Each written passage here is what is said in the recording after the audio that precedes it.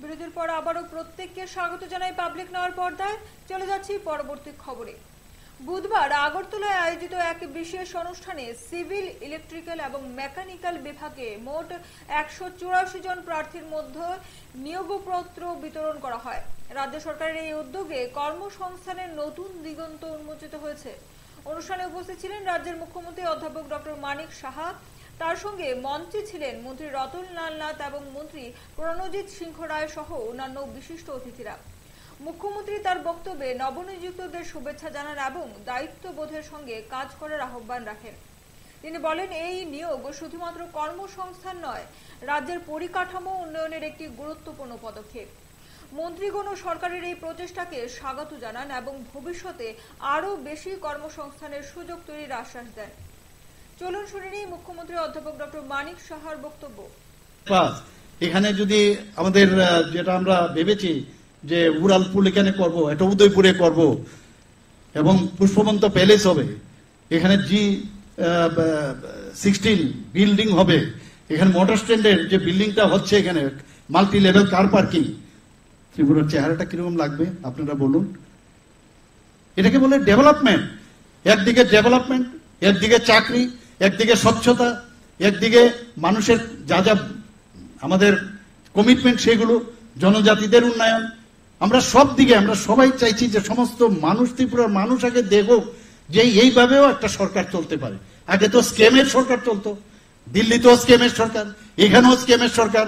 মাঝে মাঝে আমার ইচ্ছা হয় ফাইলগুলো আবার নাড়াটারা দেই, কিন্তু আমাকে অনেকে চাপও দেয়, মাঝে মাঝে আনি, আবার বলছি যে কি করবো আর দেই, এরপর দেখি মাঝখানে থমকে যায়, কারণ তাদের লোক এখনো ফিটিংস আছে, এরপর আবার খবর নিতে হয় যে ফাইলটা কি হলো।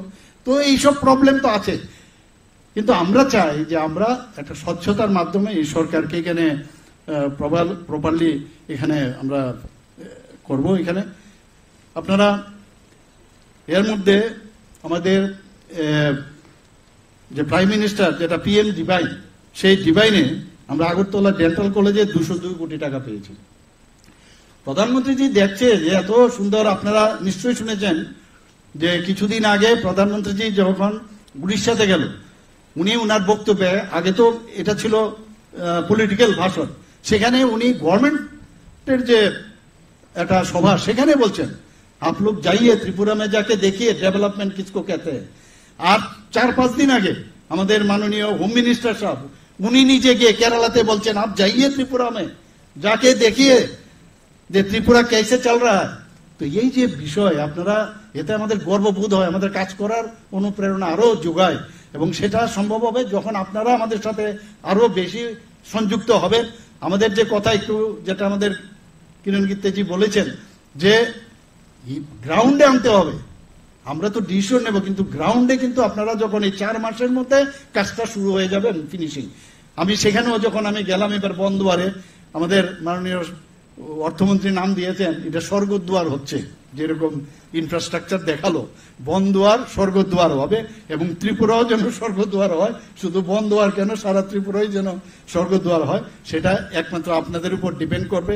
আমাদের এখানে বিশ্রামগঞ্জে নেশামুক্তি যে কেন্দ্র সেটা হচ্ছে, সেখানেও প্রায় 122 কোটি টাকার মতো আমাদের ডিভাইন PM ডিভাইন থেকে আমরা পেয়েছি।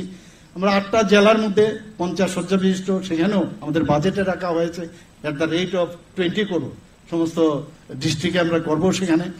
এখানে মাদার অ্যান্ড চাইল্ডের যে জিবির মধ্যে আমরা সেখানেও আমরা ডিভাইন, প্রাইম মিনিস্টার ডিভাইন প্রকল্প থেকে 200 শয্যা বিশিষ্ট প্রায় 192 কোটি টাকা আমরা পেয়েছি। পয়সার সমস্যা নেই, মেইন হচ্ছে মাইন্ডসেট, আমি কাজ করবো কিনা।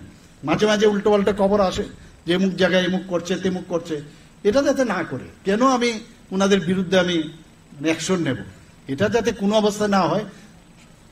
কারণ জীবনে আর কিছু থাকুক না থাকুক, একটা জিনিস থাকবে যে আমি আমার বিবেকের কাছে আমি স্পষ্টতার সাথে আমি কাজ করেছি, আমি কোনো অন্যায় করিনি, তাহলে দেখবেন উপরওয়ালাও কিন্তু আপনাকে সেইভাবে আশীর্বাদ করে।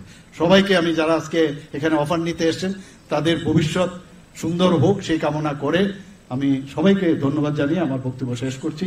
নমস্কার, জয় হিন্দ। এখানে যদি আমাদের যেটা আমরা ভেবেছি যে উড়ালপুল এখানে করব, এটা উদয়পুরে করব এবং পুষ্পবন্ত প্যালেস হবে, এখানে G16 বিল্ডিং হবে, এখানে মোটর স্ট্যান্ডের যে বিল্ডিংটা হচ্ছে, এখানে মাল্টি লেভেল কার পার্কিং ত্রিপুরার চেহারাটা কিরকম লাগবে আপনারা বলুন। এটাকে বলে ডেভেলপমেন্ট। একদিকে ডেভেলপমেন্ট, একদিকে চাকরি, একদিকে স্বচ্ছতা, একদিকে মানুষের যা যা আমাদের কমিটমেন্ট সেগুলো, জনজাতিদের উন্নয়ন, আমরা সব দিকে আমরা সবাই চাইছি যে সমস্ত মানুষ, ত্রিপুরার মানুষ আগে দেখুক যে এইভাবেও একটা সরকার চলতে পারে। আগে তো স্কেমের সরকার চলতো, দিল্লিতেও স্কেমের সরকার, এখানেও স্কেমের সরকার। মাঝে মাঝে আমার ইচ্ছা হয় ফাইলগুলো আবার।